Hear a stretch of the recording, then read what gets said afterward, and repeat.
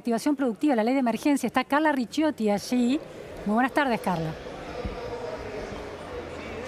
Luciana, ¿qué tal? Buenas tardes. Sí, comenzó el debate. ¿Me estás escuchando bien? Sí, sí. Perfecto. Comenzó el debate pasada las 3 de la tarde en esta sesión presidida por Sergio Massa y están tomando su turno los diferentes oradores que tienen 5 minutos cada uno, después será diferente entre 10 y 20 minutos para los cierres y para los presidentes de bloque. Lo cierto es que se promete una sesión maratónica, se habla de las 3, 4 de la mañana inclusive para encarar ya la votación. En estos momentos hay más de 200 diputados presentes en el recinto, se obtuvo el quórum justo, con 129 diputados, se abrió la sesión, se abrió el debate, pero en otro aspecto, mientras tanto la Cámara tiene que seguir funcionando y es por eso que, por ejemplo, ya se ha constituido la Comisión de Tratamiento Legislativo, la que está encargada de analizar los DNU del Ejecutivo y uno de los integrantes es el diputado Gustavo Mena, él es Juntos por el Cambio. Gustavo, diputado, perdón, buenas tardes. Gracias por haber salido del recinto unos minutitos nada más. Bueno, concretamente, ¿cuál va a ser su labor de esta comisión que ya se ha definido, que ya se ha establecido?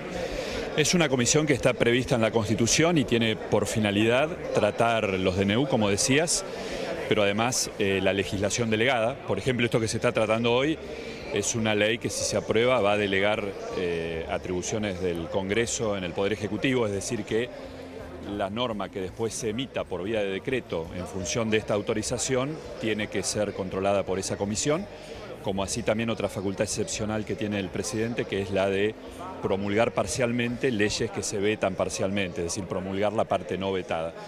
Así que bueno, obviamente es más conocida como la Comisión de los DNU, ¿no? Porque son aquellas ocasiones en que el Poder Ejecutivo, sin delegación, asume por sí mismo, en circunstancias que deberían ser excepcionales, atribuciones que son normalmente del Congreso. Luciana, te está escuchando el diputado Mena. Diputada Mena, gracias por atendernos. Está la oposición, usted es parte de la oposición de Juntos por el Cambio, diputado radical por la provincia de Chubut. Es como, a ver, hay una oposición a una ley que está extendiendo los poderes del Poder Ejecutivo, o busca extenderlos, y hay una comisión que analiza los DNU. La oposición no se está pretendiendo no dar quórum para esta discusión, pero al mismo tiempo la democracia argentina se plantea el riesgo de que los presidentes gobiernen a fuerza de decretazos, a fuerza de DNU. ¿No sería mejor ir a discutir efectivamente la ley y evitar que estas medidas se tomen por DNU? Absolutamente, por eso la sesión ha comenzado y vamos a dar el debate. Y justamente coincidimos en que no se puede vivir en emergencia, ni mucho menos al margen de la Constitución. Tanto DNU como legislación delegada es un modo de sacar del Congreso los debates y las decisiones que tiene que tomar el Congreso. El país ha pasado muchísimo tiempo con normativas de emergencia. La última fue la 25561 del año 2002, prevista por un año, con alguna prórroga a todo evento, y duró 16 años. Por eso nos oponemos a esta ley, por eso decimos además que incluso comprende delegaciones que están prohibidas por la Constitución, porque ni siquiera en emergencia puede el Poder Ejecutivo incursionar, por ejemplo, en materia tributaria, y este proyecto de ley pretende delegar materia tributaria. Este proyecto de ley contempla una declaración de emergencia en 9 materias. Esto no pasó ni en aquella vieja ley de comienzos de la gestión de Carlos Menem, esas 2 leyes de emergencia administrativa y de emergencia económica, ni en la de 2002.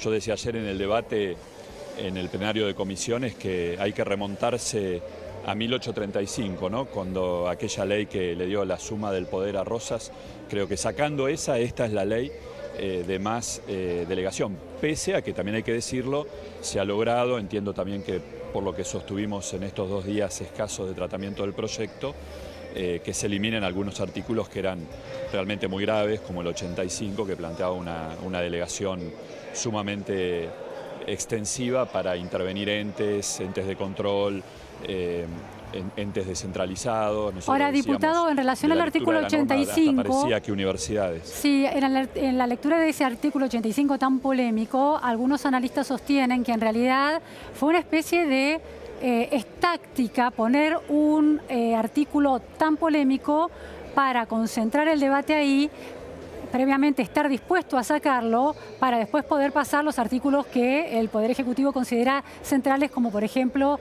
el de las retenciones o el del congelamiento de la actualización de las jubilaciones. ¿Cayeron en esa trampa?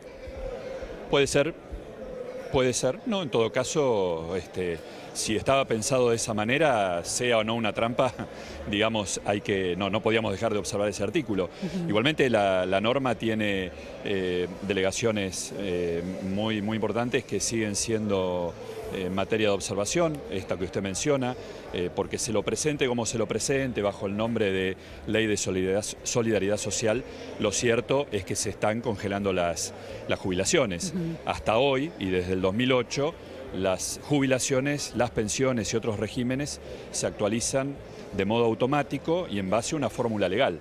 Puede discutirse la fórmula, puede analizarse el cambio de la fórmula, pero lo que está haciendo este proyecto de ley es, supuestamente, mientras se discute una fórmula nueva, se congelan las jubilaciones, se suspenden las actualizaciones automáticas. Es cierto que el proyecto le ordena al Poder Ejecutivo hacer actualizaciones trimestrales, pero van a ser potestativas y discrecionales de lo que plantea el Ejecutivo. Y por lo que ayer decía el ministro Moroni en el plenario de comisiones, bueno, se va hacia un achatamiento de la pirámide, ¿no? Sí.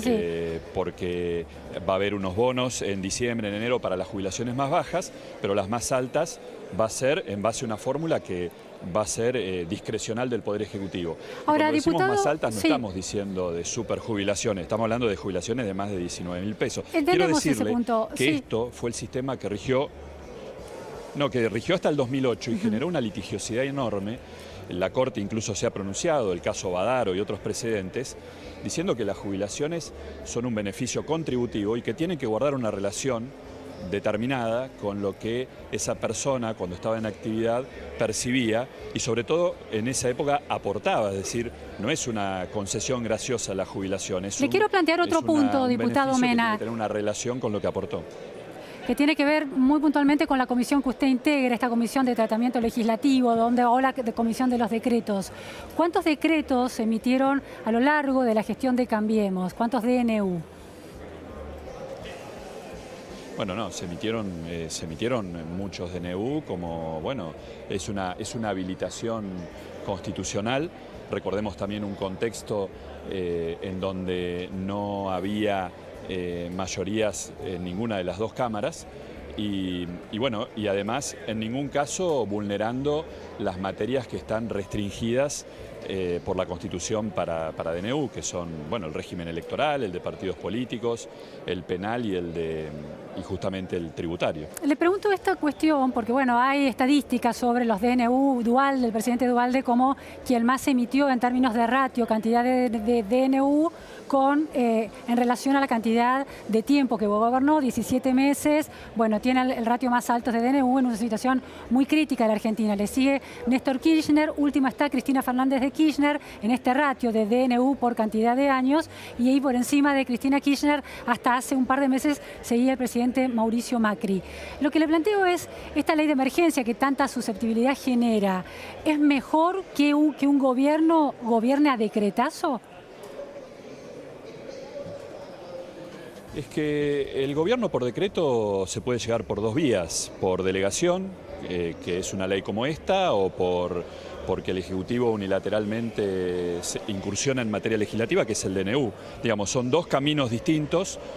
Yo siempre digo, en la Constitución reformada en el 94, cuando no es que habilitó, es algo que la jurisprudencia ya había admitido, el ejercicio de ciertas facultades legislativas por el Ejecutivo en situaciones excepcionales. El DNU es el Ejecutivo apropiándose de materia legislativa y el decreto delegado es el Congreso prestándole competencia legislativa. Pero en definitiva el resultado es el mismo, es un gobierno por decreto.